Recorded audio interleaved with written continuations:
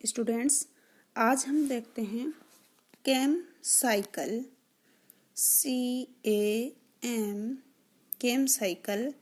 केम cycle का मतलब है C मीन्स क्रेसुलेशन, A मतलब एसिड और M मतलब metabolism. Crassulacean acid metabolism cycle. अब ये साइकिल है क्या? जैसे हम फोटोसिंथेसिस के डार्क रिएक्शन पढ़ रहे थे और जिसमें बोल रहे थे कि यहाँ पे CO2 का फिक्सेशन होता है या फिर CO2 का क्या होता है, रिडक्शन होकर के कार्बोहाइड्रेट का फॉर्मेशन होता है।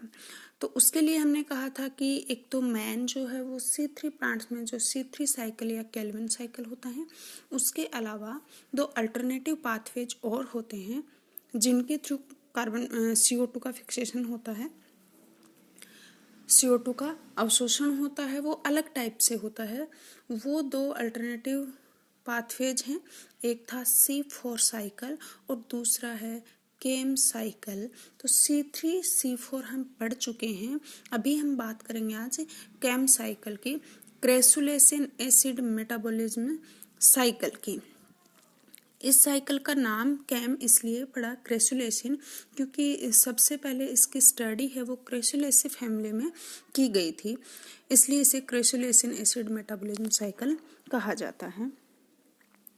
ये C4 प्लांट्स में जो पाया जाता है C4 साइकिल, उससे थोड़ा सा डिफरेंट है क्योंकि C4 प्लांट्स में दिन के समय में स्टोमेटा हैं वो खुले रहते हैं और दिन के समय में वो CO2 को ग्रहण करते हैं, एब्जॉर्ब करके PEP कार्बोक्सिलेज एंजाइम है वो PEP के साथ में CO2 का कार्बोक्सिलीकरण करता है और ऑक्जेलोएसिटिक एसिड बनाता है।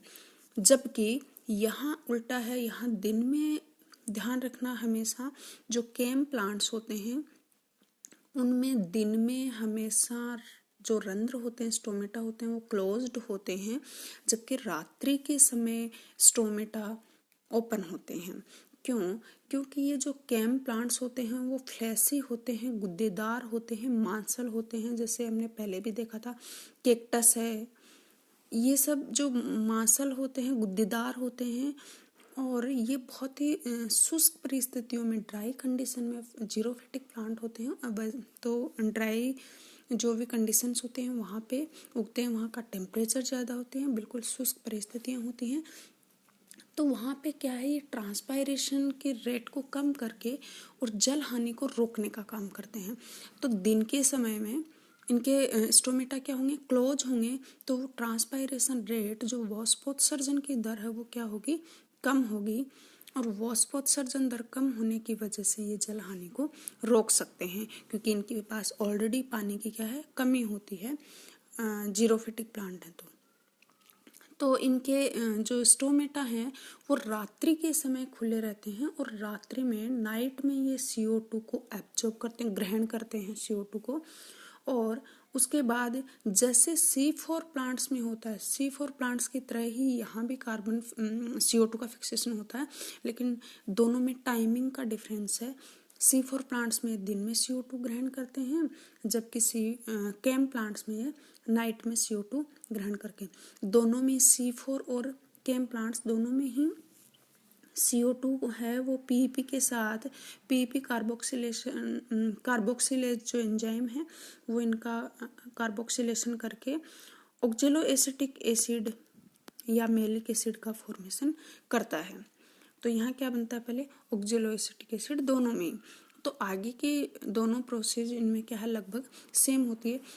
एक तो टाइमिंग का डिफरेंस है, दूसरा एक डिफरेंस और है इनमें, क्योंकि हमने कहा था C4 प्लांट्स में जो ये CO2 का कार्बोक्सिलेशन है, PEP कार्बोक्सिलेज एंजाइम जो कर रहा है ऑक्जेलोएसिटिक एसिड में, ये कहाँ होता है, जो नॉर्मल मेसोफिल सेल्स होती हैं वहाँ होता है।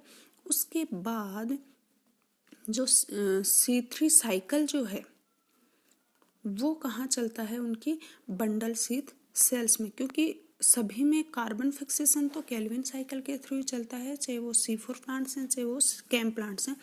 लेकिन पहले CO2 एब्जॉर्ब करके और क्योंकि C3 प्लांट्स में सिर्फ रूबिस्को एंजाइम ही पाया जाता है, RUBP कार्बोक्सिलेज एंजाइम ही होता है, जबकि केम प्लांट्स में RUBP कार्बोक्सिलेज एंजाइम तो होता ही है C3 साइकिल या केल्विन साइकिल चलाने के लिए।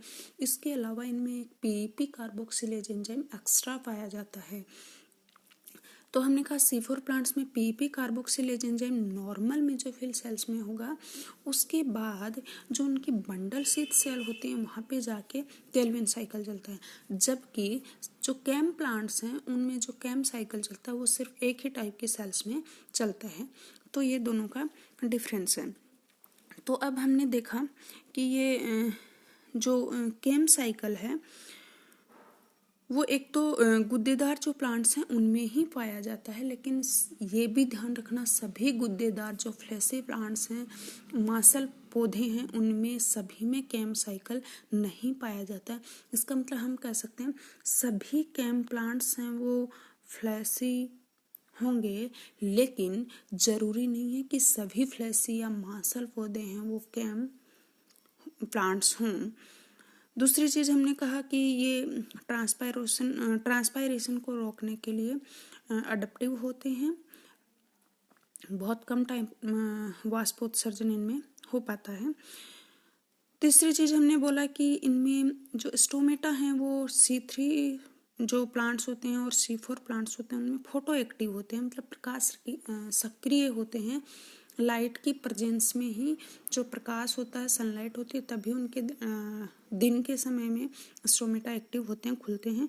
जबकि कैम प्लांट्स में जो स्टोमेटा होते हैं उनको स्कोटो एक्टिव कहते हैं, अर्थात तिमिर सक्रिय, मतलब अंधेरे में वो ओपन होते हैं, एक्टिव होते हैं। जैसे हम एक ये इनका ग्राफ देखें, देखो डार्क में ये कैम प्लांट्स की हम बात कर रहे हैं, क्रिस्टलेशन एसिड मेटाबॉलिक साइकिल जिन प्लांट्स में चलता है उनमें स्टोमेटा डार्क मतलब नाइट में क्या होते हैं, ओपन होते हैं, जबकि लाइट मीन्स दिन में ये क्या होते हैं, क्लोज्ड होते हैं। स्टोमेटा दिन में क्या होंगे, क्लोज्ड होंगे, और नाइट में क्या होंगे, ओपन होंगे। अब नाइट में ओपन जब ये होंगे तो नाइट जो मिड नाइट है उस टाइम देखो CO2 अपटेक की रेट जो है इसमें हाई है, क्योंकि नाइट में स्टोमेटा ओपन है तो CO2 अपटेक ये करेंगे, अंदर CO2 लेंगे। और नून में फिर क्या होगा, शुरू में इनमें क्या होता है, इनमें जो कैम साइकिल चलता है वो 2 स्टेप्स में कंप्लीट होता है। पहले नाइट के समय क्या होता है, जब स्टोमेटा ओपन होते हैं तो CO2 ये अपटेक करते हैं, और ये CO2 फिर कहाँ जाते, किस में कन्वर्ट हो जाती है, PEP के साथ। PEP कार्बोक्सिलेज एंजाइम के प्रेजेंस में कार्बोक्सिलेशन होता है और ऑक्जेलो एसिटिक एसिड बनता है और वो मेलिक में कन्वर्ट हो जाता है। अब ये मेलिक एसिड जो है ना, ये प्लांट्स में जो ग्रीन सेल्स होती हैं उनमें बड़ी बड़ी वैक्यूल्स होती हैं, उन वैक्यूल्स में जाके एक्यूमुलेट हो जाते हैं ये ऑर्गेनिक एसिड जो भी है, मेलिक एसिड। तो नाइट में ये मेलिक एसिड है वो यहाँ इन सेल्स के जो वैक्यूल्स हैं उनमें क्या होंगे, एक्यूमुलेट रहेंगे। तो रात्रि के समय देखो ये CO2 अपटेक हुआ है और यहाँ पे एसिड कंटेंट भी बढ़ा है, क्योंकि मेलिक एसिड बढ़ गया है रात में। अब ये इतनी क्रिया हुई रात में। सेकंड स्टेप में क्या होगा, जब दिन होगा, लाइट होगी, सनलाइट होगी, उस टाइम क्या होगा, जो स्टोमेटा हैं वो क्लोज हो जाएंगे और CO2 अपटेक है वो बंद हो जाएगा। तो CO2 अपटेक का ग्राफ नीचे आ गया है, और धीरे धीरे अब ये जो इनके वैक्यूल्स में एसिड थे, ऑर्गेनिक एसिड जैसे मेलिक एसिड है, ये वापस बाहर आएगा और ये वापस से क्या बनाएगा, मेले डिहाइड्रोजिनेज की प्रेजेंस में वापस या तो ये ऑक्जेलो एसिटिक एसिड बनाएगा जो फिर PEP में कन्वर्ट होगा, या डायरेक्ट ये PEP में कन्वर्ट हो जाएगा। अल्टीमेटली बनेगा PEP ही, फोस्फोइनोल पाइरुवेट, और साथ में जो CO2 निकलेगी वो CO2 अब क्लोरोप्लास्ट में जाकर के क्या करेगा, C3 साइकिल उसका चलेगा, कार्बन फिक्सेशन उसका होगा, CO2 का रिडक्शन होगा और शुगर फॉर्मेशन होगा, और ये वापस से काम आ जाएगा। तो इस प्रकार से एसिड कंटेंट है वो दिन में क्या हो गया, कम हो गया है, क्योंकि ये कार्बोहाइड्रेट फॉर्मेशन के काम आएगा। तो इस तरीके से ये ग्राफ जो है ये दिखाया है कि मिडनाइट में CO2 अपटेक ज़्यादा होगा, नून में कम होगा, और CO2 अपटेक ज़्यादा होने की वजह से ऑर्गेनिक एसिड बनेंगे और दिन में इनका कंटेंट कम हो जाएगा। इनका कंटेंट दिन में कम हो जाएगा तो pH भी इनका क्या हो जाएगा, दिन में कम हो जाएगा इनका, जबकि रात्रि के समय इनका pH है वो बढ़ा हुआ होता है। अब हम इनका देखें, जो 2 टाइप की रिएक्शन हमने बोला कि रात में क्या होता है, ये डार्क में है नाइट में, और ये दिन में है लाइट में। रात्रि में देखिए क्या होता है, इनमें स्टोमेटा इनके क्या हैं, स्कोटो एक्टिव हैं, तो नाइट में ये डार्क में खुले रहेंगे, CO2 अपटेक होगा। ये CO2 PEP के साथ में PEP कार्बोक्सिलेज के प्रेजेंस में ऑक्जेलो एसिटिक एसिड बनाएंगे। ऑक्जेलो एसिटिक एसिड से ये मेलेट डिहाइड्रोजनेज के प्रेजेंस में मेलेट या मेलिक एसिड बनेगा। ये मेलिक एसिड है वैक्यूल में जाके एक्यूमुलेट हो जाएगा।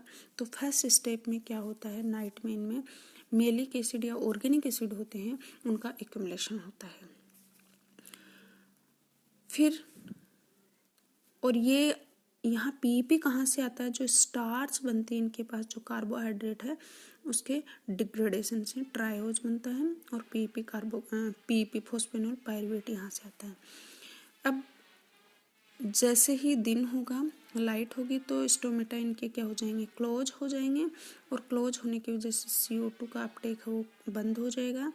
और अब ये मेलिक एसिड है, दिन में जो वैक्यूल में रात को एक्यूमुलेट हुआ था वो बाहर आएगा, और ये यहाँ पे क्या बन जाएगा, या तो पायरुवेट बनेगा और CO2 निकलेगी। ये CO2 है वो क्लोरोप्लास्ट में जाके केल्विन साइकिल के थ्रू स्टार्च बनाएगा, और यहाँ से ये पायरुवेट है ये वापस कहाँ जाएगा, इधर चला जाएगा। तो इस तरीके से ये दोनों साइकिल चलते हैं, ये साइकिल की दोनों स्टेप्स कंप्लीट होती हैं।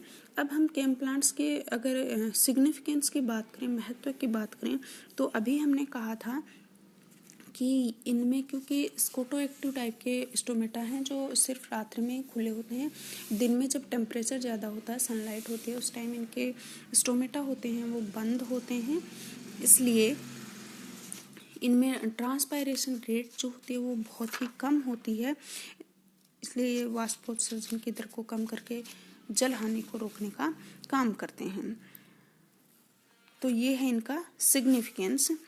अब ये केम प्लांट्स होते कौन कौन से हैं, जैसे बहुत सारी फैमिलीज हैं, लगभग 25 से 30 तक फैमिलीज हैं एंजियोस्पर्म की, जैसे क्रेसुलेसी है, कैक्टेसी, ब्रोमेलियासी, ऑर्किडेसी, एगेवेसी, यूफोर्बिएसी, कुकुरबिटेसी, पार्चुकुलेसी, यूफोविएसी, बहुत सारी फैमिलीज हैं ये 25 से 30 तक, एस्ट्रेसी, एस्क्लेपिडिएसी, एजोएसी, इन सब में क्या है ये कैंप साइकिल चलता है। इनके अलावा एक फैन होते हैं टेरिडोफाइट्स के, पोलीपोडिएसी जो हैं, जो कुल है पोलीपोडिएसी, फर्न सदस्य हैं ये, इसमें भी, और एक वेल्विस्टिएसी जो फैमिली है जिसका सदस्य वेल्विस्टिया है, जिम्नोस्पर्म की फैमिली है, उसमें भी ये केम साइकिल चलता है। तो इसमें हमने कहा कि केम साइकिल में पहले स्टेप में नाइट में तो एसिडिफिकेशन होता है और दिन में डी एसिडिफिकेशन होता है, डिकार्बोक्सिलेशन होगा जिससे CO2 निकलेगी और उससे केल्विन साइकिल के थ्रू CO2 का फिक्सेशन होकर के क्या हो जाएगा, शुगर फॉर्मेशन हो जाएगा, स्टार्च बनेगा। उसके बाद हम अगर इनमें तीनों में डिफरेंस देखें C3, C4 और केम साइकिल में, तो पहले C3 साइकिल में अगर CO2 ग्राही एक्सेप्टर की बात करें हम तो RUBP होता है। C4 में सबसे पहले CO2 ग्राही कौन होता है, C4 और केम दोनों में PEP होता है, फोस्फेनॉल पायरुवेट होता है। CO2 एब्जॉर्प्शन की बात करें तो C3 C4 में दिन में होता है, जबकि केम प्लांट्स में अभी देखा हमने नाइट में होता है। फर्स्ट स्टेबल कंपाउंड जो है वो C3 में 3 कार्बन वाला PGA बनता है, C4 में ऑक्जेलो acetic acid, aspartic acid, malic acid, ये 4 कार्बन वाले हैं। केम प्लांट्स में भी 4 कार्बन वाले ऑक्जेलो एसिटिक एसिड या मेलिक एसिड बनता है। कार्बोक्सिलेज की बात करें तो C3 में सिर्फ एक कार्बोक्सिलेज एंजाइम है, RUBP कार्बोक्सिलेज, जबकि C4 और केम प्लांट्स में PEP कार्बोक्सिलेज के साथ साथ में RUBP कार्बोक्सिलेज भी होता है। क्रेन्ज एनाटोमी की बात करें तो ये सिर्फ C4 प्लांट्स में होती है, C3 और केम दोनों में एब्सेंट होती है। ऑटो इनहिबिशन की बात करें तो ये C4 प्लांट्स में नहीं होता है, C3 में होता है। क्लोरोप्लास्ट की बात करें तो सिर्फ C4 में 2 टाइप के होते हैं जो हमने देखा था जहाँ क्रेन्ज एनाटोमी पड़ी थी, जबकि C3 और केम में एक ही टाइप के होते हैं। वाष्पोत्सर्जन या ट्रांसपायरेशन देखें तो C3 प्लांट्स में ज़्यादा होता है, C4 में कम होता है और केम में बहुत कम होता है। हाई टेम्परेचर पर अगर वो देखें हम कि किस प्रकार फोटोसिंथेसिस होता है तो हाई टेम्परेचर पर C3 प्लांट्स में ये अवरुद्ध हो जाता है, जबकि C4 और केम प्लांट्स में इनकी दर उच्च होती है। तो ये था हमारा केम साइकिल। Thank you.